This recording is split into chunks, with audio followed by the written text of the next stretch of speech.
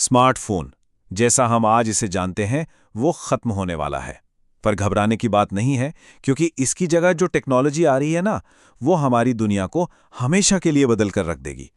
जरा सोचिए, एक ऐसा फोन जो आपका कैलेंडर देखकर खुद ही समझ जाए कि आपकी एक जरूरी मीटिंग है, और फिर लाइव ट्रैफिक के हिसाब से आपको बता दे कि घर से निकलने का सही समय क्या है, वो भी आपके बिना पूछे। बस यही तो है एक प्रोएक्टिव असिस्टेंट। सिर्फ 10 मिनट की चार्जिंग और बैटरी चलेगी पूरे दिन। मतलब चार्जर और पावर बैंक को घर पर छोड़ने की पूरी आजादी। फिर कभी बैटरी खत्म होने की टेंशन ही नहीं रहेगी। सोचिए, आप पहाड़ की चोटी पर हो या किसी दूर दराज के गांव में, और आपके पास हो हाई स्पीड इंटरनेट की ताकत, वीडियो कॉल, लाइव स्ट्रीमिंग, सब कुछ बिना किसी रुकावट के।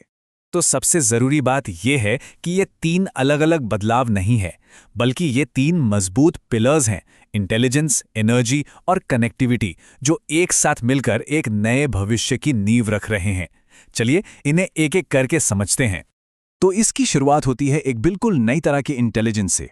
एक ऐसी इंटेलिजेंस जो हमारे हाथ में मौजूद डिवाइस को पहले से कई ज्यादा स्मार्ट बनाने वाली है।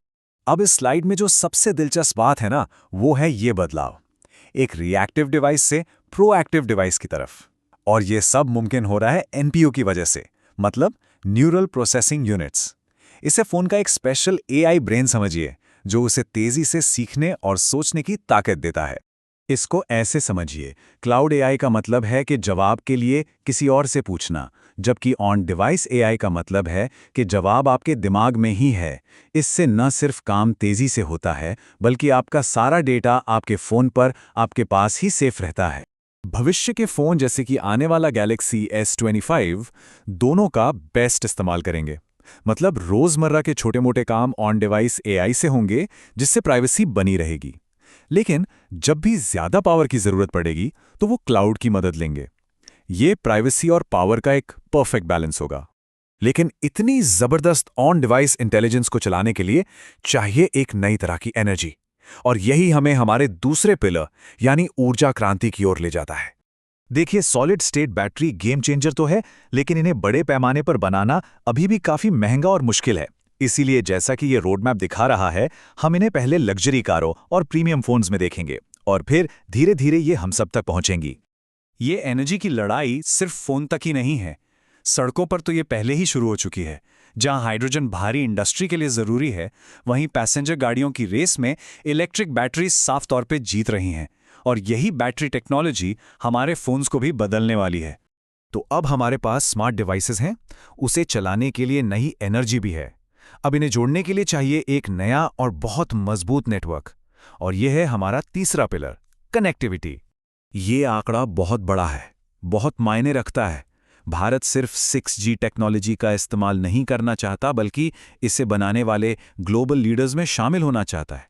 लक्ष्य है दुनिया के 10% 6G पेटेंट भारत के नाम हों। मतलब एक टेक्नोलॉजी यूजर से टेक्नोलॉजी क्रिएटर बनने का सफर। और भारत का विजन बिल्कुल साफ है, एक ऐसा 6G नेटवर्क बनाना जो हर किसी के लिए सस्ता हो, हर किसी की पहुंच में हो, और जो देश को एक ग्लोबल टेक्नोलॉजी पावर के रूप में स्थापित करे।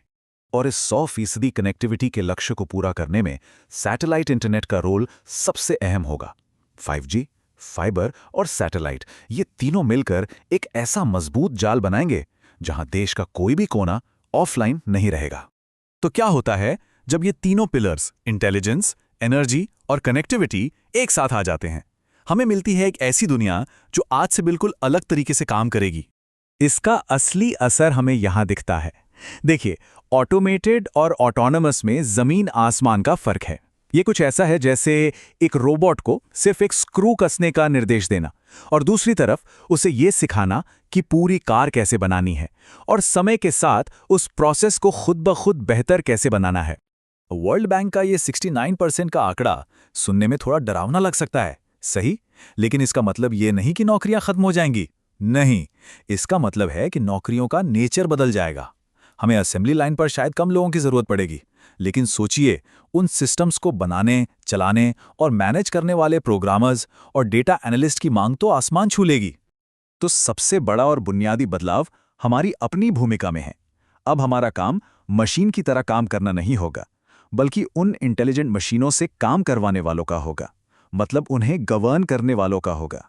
और यही सवाल हमें भविष्य के मुहाने पर लाकर खड़ा कर देता है। जैसे जैसे ये तीनों पिलर पूरी तरह से एक साथ आएंगे, सबसे बड़ी चुनौती टेक्नोलॉजिकल नहीं होगी, बल्कि इंसानी होगी। टेक्नोलॉजी तो तैयार हो ही रही है, सवाल ये है कि क्या हम तैयार हैं।